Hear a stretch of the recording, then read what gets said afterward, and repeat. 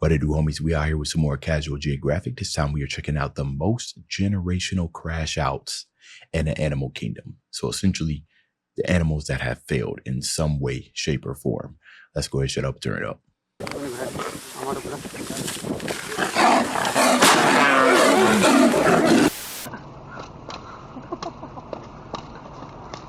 like a backyard bully brawl. Crash out. Here's the definition, and here's the definition. Oh, here we go. Better definition. Crash out. Here's the It's crazy. They make, new slang is being made every day. I want to track down some of this slang. Like who made this up? It's probably down here. Anyway, someone who's constantly on the verge of losing their ish and is ready to throw everything away at a moment's notice, especially with everything that's going on in social media. There's just so many crash outs these days. Every time I open up Twitter or Facebook, whatever social media has you, there's a crash out that's happening. Definition, and here's the definition, but in picture. And if it's not clear now, it will be by the end of this video. Crash outs exist in all walks of life. You know what they say, where there's a will, there's a way for a Chris to get rocked by a Fresh Prince flick of the wrist. But today, we're going to talk about the biggest crash outs in nature, and there's a lot to choose from, so some had to get left off. I won't be talking about hippos, honey badgers, or Cape buffalo. I've said my piece on this roid-raging homicidal hydro horse on steroids. We already know Africa's Black Death is a hunter's nightmare. I mean, speaking of that, not necessarily related, but y'all think Harambe gonna be on this, right? That was sort of a crash out, risking everything, right? For humans and lions alike. And I have an entire video on this biracial Black Air Force hate-mongering Hufflepuff. But what I will talk about are rhinos. Because I've said that rhinos are legally blind, terminally traumatized anxiety tanks that'll buck up to anything from a butterfly to a buffalo. Except I was wrong. Recent studies show that the eyesight of rhinos might not even be that bad. It's just their attitude, which means that rhino fully punted a warthog purposely and unprovoked, while this one perceived an assault on 8 wheels and still went for a literal headshot. There's a reason why a group of rhinos is an honest-to-God crash, but they're not even the biggest crash outs in Africa. That would be elephants.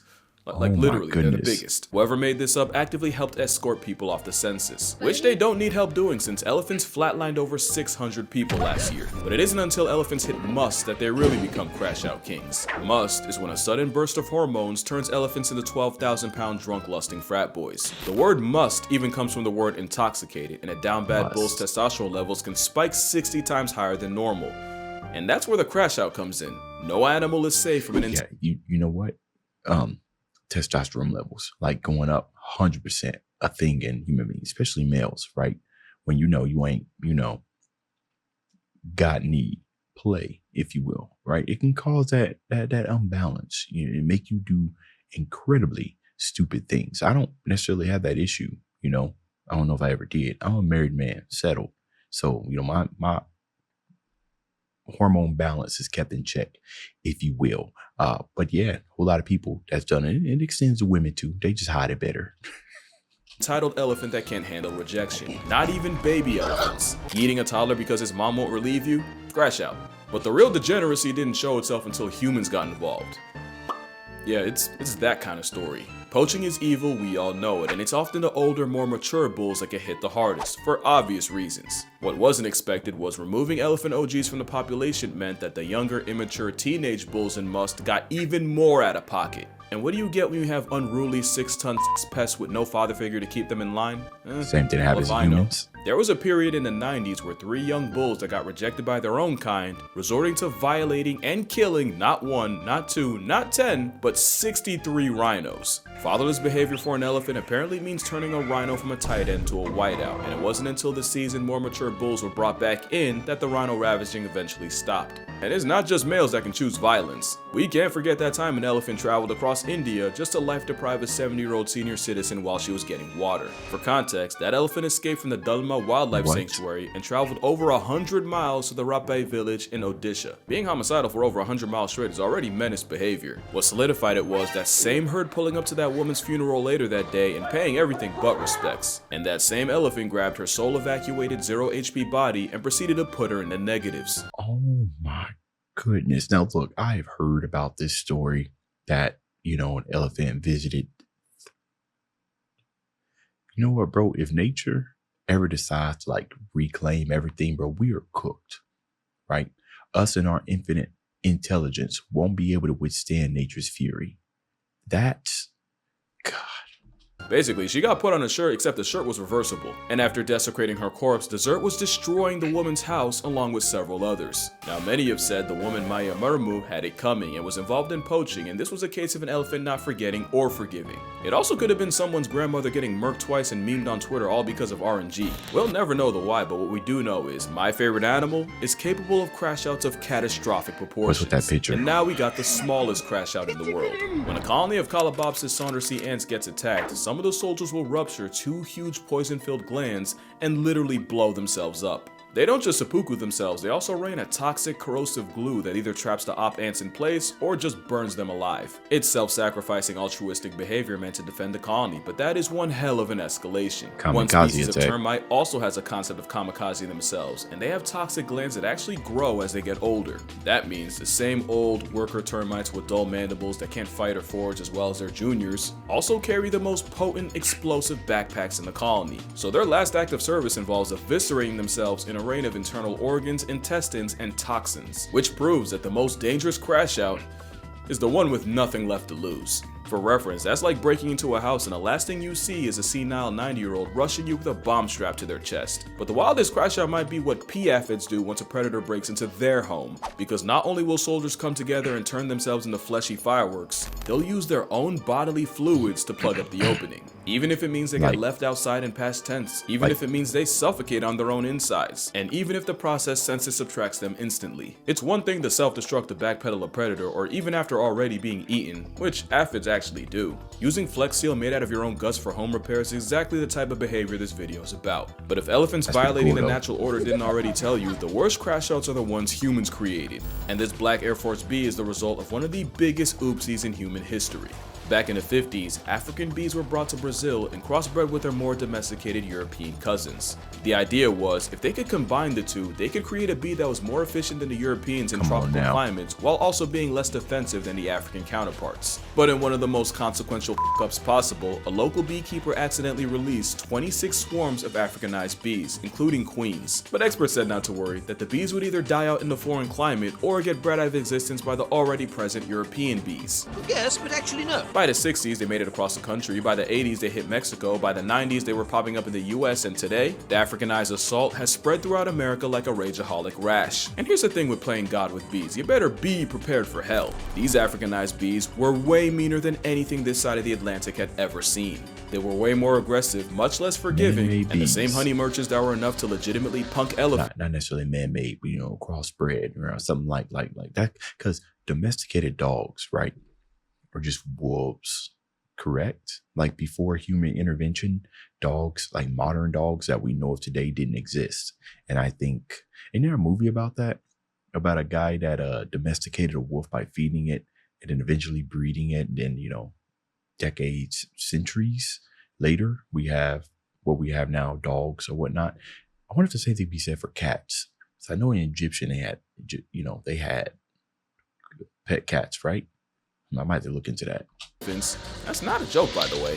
We're doing numbers on unsuspecting people. You see, where European bees might send 10 to 20 guard bees after you, the Africanized flying mob will pull up in the hundreds. And where European bees might chase you for a couple feet, the African variety will chase trespassers for a quarter of a mile, assuming you even get that far. The irony is, African bees have smaller hives. That means these gangflies weaponize a higher percentage of their hive just to go after you. Add the fact that the very smell of bee venom is like a Batman signal to the rest of the hive, and you realize just how badly that one beekeeper screwed us over. Speaking of venom, you probably know that honeybees die after stinging, since the stingers are barbed and attached to their abdomen, causing attacking bees to literally disembowel themselves. What you might not know is that stinger will continue pumping venom into you long after the bee has become a was. Now that's just doing the most. That's how you get stories of people being chased by vindictive swarms. Oh, and by the way, it's proven if you try to duck the fate by jumping in the water, they will wait, sometimes with fatal consequences. Okay. In 2013, a Texas man died after being stung over 1,000 times, and the bee still had enough malice left over to leave his wife and daughter with 100 apiece. It says a lot that the dietary habits of the crash out mascot might have helped create one of the most infamous crash crowds in the air. Oh my goodness. So it's gonna sit there and wait on you while you jump in the water. It's gonna wait on you. Yeah, that's 100% a crash out. closest encounter I've come to being stung by a winged insect, not the closest encounter, it did happen, was in my left ear, right? And it's mostly my fault. I was in daycare, and there was a wasp colony that was in one of those iron monkey bars. You know what I'm saying? The old ones, they did open tube. They established a colony in one of the openings of the tubes and everything. And the kids knew it and I knew it and everything, but I wanted to be brave. There was this little swinging thing that you get on. So I went over there and swung, and I started telling people, look, it ain't nothing wrong with it. Ain't nothing wrong. And then, next second later, one of them came into my ear, my left ear, and it stung me. I remember that. I don't remember much of my daycare, as a young child, but I remember that it was very traumatizing. And since then, I've had this irrational fear of wasp. Even so, when I was younger, we was in a house, and there was a upstairs, like an attic or whatnot. We had 3 bedrooms, but the third bedroom's in the attic, and I got to put up there. And every summer, I had to clear out a wasp colony. So I guess I kind of fought my fear there, but I hate wasps, and I will go on a berserker rage if I ever find one to absolutely destroy it, any means necessary. The habits of the Crash Out mascot might have helped create one of the most infamous crash crowds in the air. But not all crash outs are fueled by hate. Some are powered by love. Courting bald eagles will interlock talons and plummet down towards the earth, only to separate at the last possible second. Because apparently feathery foreplay means death spiraling in a questionable game of chicken. Apparently, it's to test each other's fitness as a possible partner, separate the strong from the strongest. Except it does the opposite when the entangled avians crash land into trees, water, or sometimes straight pavement and take each other out the dating pool. And bald eagles mate for life, so where do you even go after your vow renewal turns into a wake that only one of you is conscious for? A study showed that eagles will also death spiral with rivals, so it's really a case of either me or fight me or just don't waste my time. That makes even less sense, because at least with a mate, the logic is you're trying to find the strongest, most eligible single to spend the rest of your life with. Handing death a 2-for-1 BOGO deal because you had beef and literally couldn't let it go is the definition of crashing out. At least when it happens with deer like moose, it's really bad luck. Okay, so that's interesting. So I'm pretty sure they've done some studies on this about when they decide to let go, because they just showed the pair that was doing it, but I can't tell how far up from the sky that they were when they let go. I'm guessing that was the end of it. But who decides what? Like, what? But voluntarily interlocking toes just to die with someone you claim to hate, what's really going on here? But that relationship's nowhere near as toxic as the house sparrows. It's like Tweety listening to NBA Youngboy. It's a honey badger with wings and an op to every other bird, but especially their own kind. Okay, so the crashing out is caused by the fact that house sparrows are monogamous and mate for life. They're also serial cheating air strumpets, and 15% of sparrow children born aren't even related to the male raising them. Cheating isn't a foreign concept to birds. Thoughts and prayers out to the penguin that got dogged out, got his cloaca kicked by his wife's boyfriend, begged for her back, got beat again, only to get rejected and bust his the 3rd time. Yeah, no way he goes out that sad. Male sparrows that suspect their partner of cheating get their revenge by purposely feeding their children less, bordering on starvation. The thing is, he has no way of knowing which chick's actually his. He only goes by how much time the mother spends away from the nest. Basically, imagine your dad starves you within an inch of your life, all because your mom spent the equivalent of 10 extra minutes at the grocery store. But female sparrows ain't sweet either. The difference is she cheats with better genetic quality, or you could say high value males, while the male cheats to spread his seed as far as physically possible. Except that the female catches on to the cheating, she responds by slaughtering his entire family, children and all. And it's scientifically proven that butchering the babies offers no advantage to the offending female. It's just pure love of the game. Cheating's never right, but when your get back gets children buried, you have lost the plot. Especially since the females most likely to commit baby cancellation are second wives. As in, they got with a cheater, got with him due to cheating, only to wipe out the entire first family. Also, I just thought about it. She also has no way of knowing which chicks are his. That means she really just life retires any baby sparrow she comes across. Yeah, that's a crash out of the highest order. And right up there with them has to be this frog. It's a culinary crash dummy off the fact that the Argentine horned frog would rather choke to death trying to swallow something physically bigger than they are than just give it up. Scientists have found expired frogs with their stomachs torn open out of pure stubbornness. It's a gluttonous breathing pot of greed. I'm sorry, what was that? What is this rat doing? He is trying to, what is you antagonizing this thinking? What did the rat think that it was? Unless it's being fed by a human, right? The little bobbing back and forth kind of looks like human intervention. And it might be the rat just kind of testing the waters, but I'm trying to figure out, is there something on this frog that's attracting the rat? Spider frogs with their stomachs torn open out of pure stubbornness. It's a gluttonous breathing pot of greed card come to life. Not only that, they're terrible swimmers, embarrassingly bad jumpers, and yo, they don't even ribbit.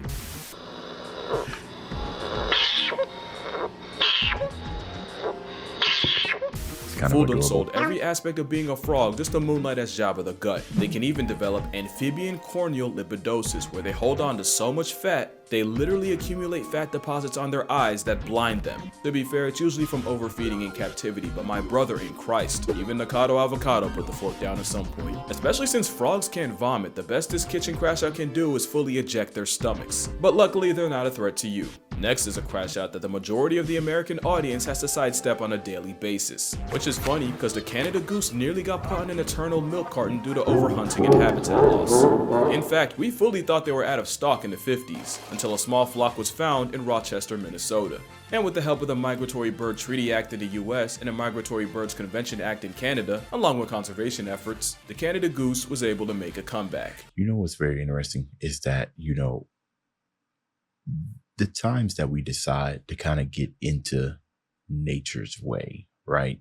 Like nature probably, unless they were about to go extinct because of human means, then I can understand that, right? You want to do some conservation.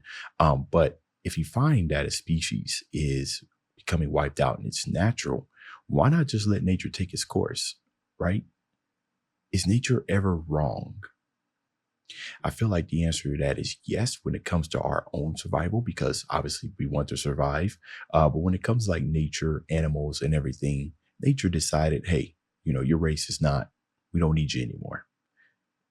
Maybe for a reason. I don't know. Has there ever been a time where we saved an animal race and it has backfired, right?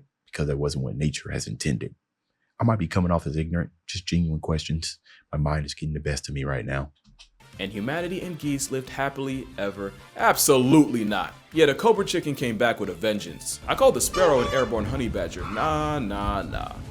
It's just barcoded assault with wings. Easily the most undeserved arrogance I've ever seen on an animal. And that's really what it is. This damn velociraptor has some wildly irrational confidence. They're like Family Guy. They nearly got canceled, came back, and by God do they not miss a chance to punish us for it. Even Sully's heroic landing in the Hudson wouldn't have even been needed if a goose didn't try to run a fade with a plane. Just proof that you can get a lot of mileage at a false, unearned valor. My question answered. It's a bluff. Geese nest on the ground, so they only really can respond to a threat to minor safety by implementing the honey badger method, by raising hell until you meet someone that takes you there. Add the fact that they've managed to lose their fear of humans and you have a honk-happy threat to national security. I've even read reports of them apparently luring chasing dogs into deep water just to attack and harass them until they eventually drown in exhaustion. To be fair, you could just leash your dog. Oh, also, goose tongue. But yeah, that attitude's a bluff, and they read body language, so act like you've been around a goose before and you'll probably be fine. So why are geese so mean? They'd probably be dead if they weren't, but at least they're not capable of really damaging anything but your pride. Complete opposite of chimpanzees, my word. Probably a top 3 crash out in nature, cause you really never know what could set this chainsaw with thumbs off. Change your hairstyle for the first time in 10 years? Yeah, you just lost your face privileges. Push one of your troop mates a little too far? Call it Kaizen the way you about to get your jutsu jumped. Do a fucking barrel roll? Absolutely not. Not in these parts. Chimps and really primates in general have a sense of fairness. Do something they view as unfair? Oh buddy, you finna find out why they're the prime ministers of unproportional reactions. This man decided to surprise his former pet chimp with a chocolate cake for his birthday. The real surprise was 2 male chimps getting out and mutilating the man for not serving them a slice first. I'm not gonna list the full extent of his injuries, I have a full video doing that. Just know, the first 2 hospitals denied him entry because they literally thought he was a lost cause. Monkeys in captivity have also been known to mob a member of their own for— Oh nah bro, the monkey done turned him halfway into Lord Voldemort. It ate off his nose. Wasn't there is this the story where the chimp like ate the person's face or something like that? My goodness, man. He said he got a whole video about that. I might have to check that out. Literally thought he was a lost cause. Monkeys in captivity have also been known to mob a member of their own for receiving more food than the others. And when I was 8, a chimp temper tantrum nearly had me halfway to Helen Keller. Almost had me rocking the Nick Fury fit. And we cannot forget that time monkeys in India went on a campaign of dropping dogs from roofs after one allegedly attacked a baby of their own. Yeah, primates are some Hall of Fame crash outs. Question is, what could possibly be more destructive? Well— Tigers are easily one of the most vengeful creatures alive, and the moment this striped population control wants you dead, you might as well lease a casket. There's plenty of stories of tigers going from 0 to 1,000. In 2007, 3 teenagers that may or may not have been under the influence taunted 243-pound Tatiana the tiger, reportedly even pelting her with pine cones from a slingshot. Tati cleared a 12-foot moat, severely mauled 2 of the teens, and killed the 3rd. In 2016, a tiger ripped apart an infamous poacher named Baby only 4 days after his group reportedly shot his mate. In 97, a hunter named Vladimir Markov not only shot a tiger, but had the audacity to steal his kill. As a result, the Whisker John Wick stalked his cabin, tore anything that smelled like him to shreds, including his mattress and bedding, and apparently even demolished an outhouse Markov had used. As you can guess, the story ended around the same time Vladdy did, once the Siberian assassin was there to greet him at his house. And then there's this. The backstory is that a mother tiger and her cubs had ventured beyond the boundaries of a park and had injured cattle in the process, so rangers went out to capture and relocate the trio. They successfully tranked and removed the cubs, but the mother was nowhere to be found. That was until about right here. The enraged mother cleared a full-grown elephant and managed to mutilate the mahout riding it, taking several fingers with her, and the fury on 4 legs was never seen again. But the most infamous big cat crashout came in the early 1900s, when a tiger dubbed the man-eater at Champawat killed 436 people, giving her the highest human body count of any single animal. And it was discovered that the cause was a cripplingly debilitating tooth injury that forced her to go after easier prey. And that's the thing I do want to mention. I know I had fun with the crash out concept, but really all the tiger was ever guilty of doing was what came naturally. And that really goes for every animal on this list. Tatiana wouldn't have had to die and take someone's son with her if they hadn't gone and tested her killer. Travis was an overweight, socially stunted, Xanax-consuming time bomb that some woman decided to keep inside as a pet. Even the whole Elefano mess started with poachers destroying and fragmenting their families and probably giving the pachyderms PTSD. Like, I'll joke around and stuff for comedic effect, but I'm not actually out here judging animals by human standards. Cause he said something real before he got Chris rocked and left with Fresh Prince. Talk about the tiger went crazy. That tiger ain't go crazy.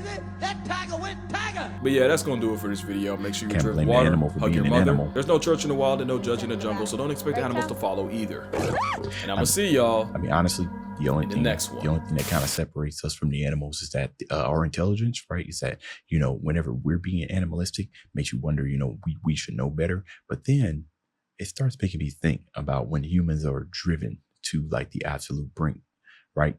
That nature that we resolve to, like that basic instinct, very animalistic, right? So we might have a lot in common with animals, more than we think about as far as like behavior, even though our intelligence is far greater.